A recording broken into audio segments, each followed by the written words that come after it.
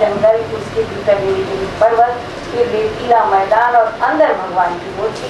पुरोहित भाग्यशाली थे, उन्होंने दर्शन कर लिया। उनका दर्शन करने के बाद वो वापस राजा से आके बताए, छोटे से मैं बताती हूँ कि बृहद कथा है।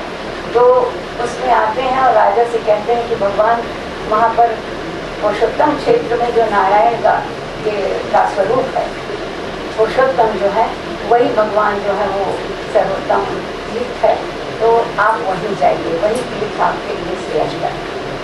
ये जब राजा अपने दलबल के साथ जाते हैं और बाहर जंगल में रुकते हैं तो उनको आकाशवाणी होती है कि राजन, आप भगवान का दर्शन नहीं कर सकेंगे, क्योंकि तूफान जब आता है तो रेत के भीतर भगवान रुक जाते हैं और उनका स्वरूप आपको दर्शन नहीं मिलेगा। तो वो बहुत दुखी हो जाते हैं और बोलते हैं, अगर भगवान सारी दुनिया को दर्शन दे रहे हैं, मुझे नहीं दे रहे हैं, तो मैं अन्न जल त्याग करके यही अपने शरीर को परित्याग करूँ। तो उसी समय आकाशवाणी होती है कि नहीं राजन, तुम भक्त हो, मेरे सेवक हो, मेरे प्रिय हो, मैं जानता हूँ इस चीज़ को, तो तुमको दर्शन जरूर दूंगा, पर मेरा यह रूप नहीं, तुम स्वयं भगवान का निर्माण करो और भगवान का निर्माण करके मैं तुम्हारे द्वारा ही निर्मित भगवान के रूप में मैं यहाँ प्रतिष्ठापित होंगी। तो उन्होंने एक ब्राह्मण के वेश में विश्वकर्मा को भेजा और विश्वकर्मा जैसे ही आए तो उन्होंने कहा कि मैं आपकी मूर्ति का निर्माण करूँगा, मुझे नारायण की मूर्ति चाहिए, जगन्नाथ की मूर्ति चाहिए। तो बोलते मैं निर्माण करूँगा, लेकिन उनकी शर्त रहती ब्राह्मण की कि मैं अगर भीतर हूँ, कमरा चाहिए मुझको, दारू की लकड़ी, उससे भगवान के निर्माण किया जाता है। जगन्नाथ भगवान लकड़ी के काष्ठ में स्वरूप में है और ये काष्ठ जो है दारू की लकड़ी से बनाई जाती है। ये दारू की लकड़ी मुझको चाहिए और मैं स्वयं भगवान को निर्माण करूँगा। तो कमरे के अंदर चले जाते हैं और फिर बोलते हैं कि जब तक मैं स्वयं दरवाज़ा ना खोलूँ, कोई भी मुझे ना आवाज़ देगा, ना मुझको भीतर किसी तरह का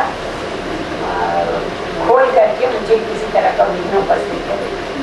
वो चले जाते हैं। 1 दिन बीता, 2 दिन बीता, 3 दिन, हफ्ते बीते, 15 दिन जब बीते तो राजा इंद्रदुम्न घबराए कि 15 दिन तक बिना खाए पिए किसी तरह का कुछ किए, वो उन्होंने तो उनको थोड़ी मालूम था कि विश्वकर्मा स्वयं आए हैं भगवान को बनाने के लिए।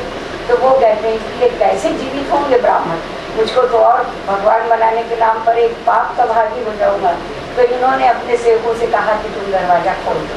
दरवाज़ा खोलते हैं, स्तंभित रह जाते हैं, स्तब्ध रह जाते हैं कि ये क्या दृश्य है, भगवान बिना हाथ पैर के वैसे बैठे और ब्राह्मण जो है वो गाय वहाँ है ही नहीं। तो फिर उनको बहुत दुख होता है कि मैंने मुझको तो ये पाप और लग गया और भगवान का ये रूप मैं क्या करूँगा, कैसे करूँगा। तो फिर आकाशवाणी होती है उनको,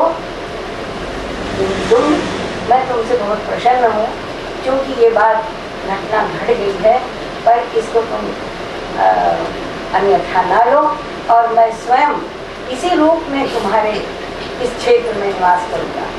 तो राजा इंद्रदुम्न फिर कहते हैं कि भगवान मेरे यहाँ आ पाओ, मैं तो इतने दूर चल के आया हूँ आपके पास, पर आपका मेरे यहाँ आना जरूरी है। तो वो गुंडीचा क्षेत्र कहा जाता है, गुंडीचा यात्रा कही जाती है उसको। भगवान की जो यात्रा होती है 9 दिन का ये पर्व रहता है और 9 दिन में जो भगवान पहले चलते हैं उसके बाद फिर 7 दिन वहाँ इंद्रदुम्न के वचन देने के अनुसार वहाँ निवास करते हैं।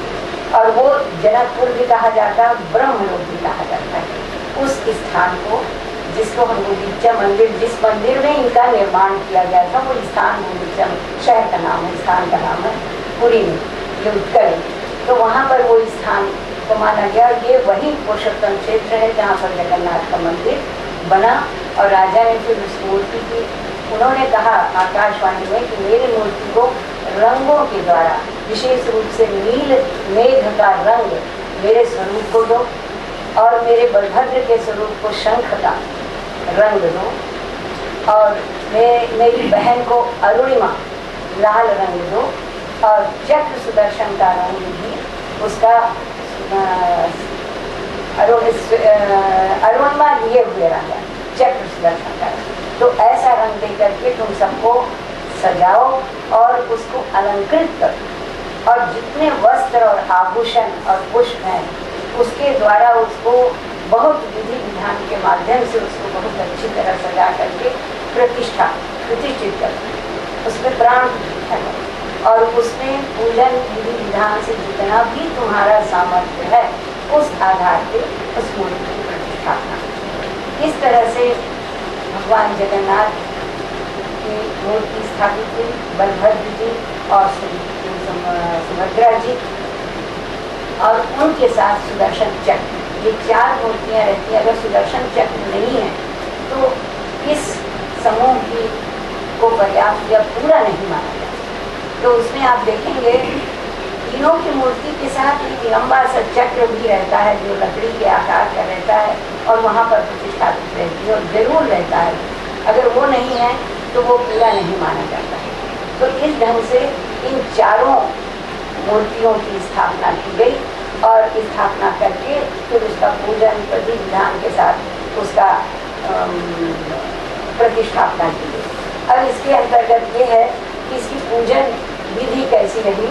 इसमें क्या है, आषाढ़ शुक्ल द्वितीया तिथि पर सूर्योदय के साथ साथ भगवान जगन्नाथ की पूजा करनी चाहिए और बलभद्र और सुभद्रा जी की इसमें राजा इंद्रद्युम्न ने प्रार्थना की।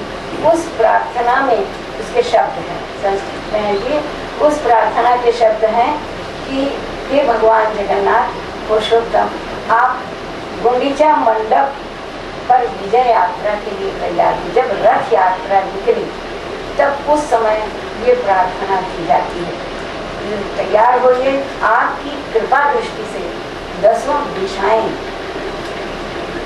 पवित्र हों, जड़ और अजड़ प्राणियों का कल्याण हो, दूसरों पर दया करने के लिए अपने काष्ठमय विग्रह लकड़ी के स्वरूप से सबका कल्याण, जितम पे पुंडरीकाक्ष, इस मंत्र का उच्चारण करें और इस मंत्र का जाप करते हुए इस यात्रा को प्रारंभ करें।